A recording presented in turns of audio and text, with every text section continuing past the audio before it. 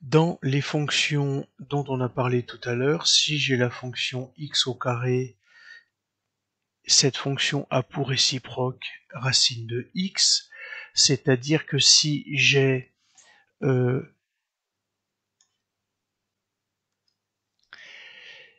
donc pour avoir un exemple, si j'ai 3 au carré qui vaut 9, la racine de 3 au carré vaut 3. Si j'ai racine de 3, la racine de 3, le tout élevé au carré, me donne 3. Et donc, ces fonctions réciproques, ce sont toutes les fonctions qui, à partir d'une valeur, va me permettre de retrouver la valeur d'origine. J'ai 3, je l'élève au carré, ça me donne 9. Je prends la racine de 3 au carré, ça me redonne 3. De la même manière, si j'ai exponentielle de x, la fonction réciproque, c'est ln de x. Autrement dit, si j'ai exponentielle 3, ln de exponentielle 3 me donne 3.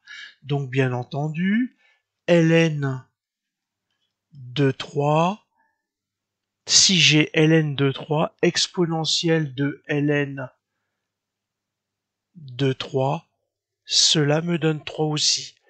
Et de cette manière, je vais pouvoir déterminer l'ensemble des réciproques qui vont me permettre de passer d'une courbe à une autre.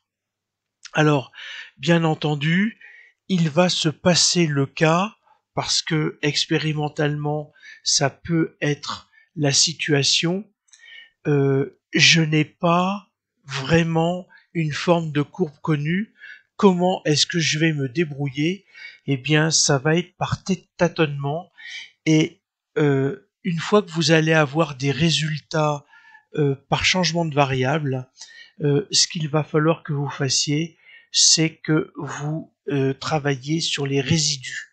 Et c'est la somme des résidus la plus faible qui va vous donner la solution la meilleure ou on va dire la moins pire.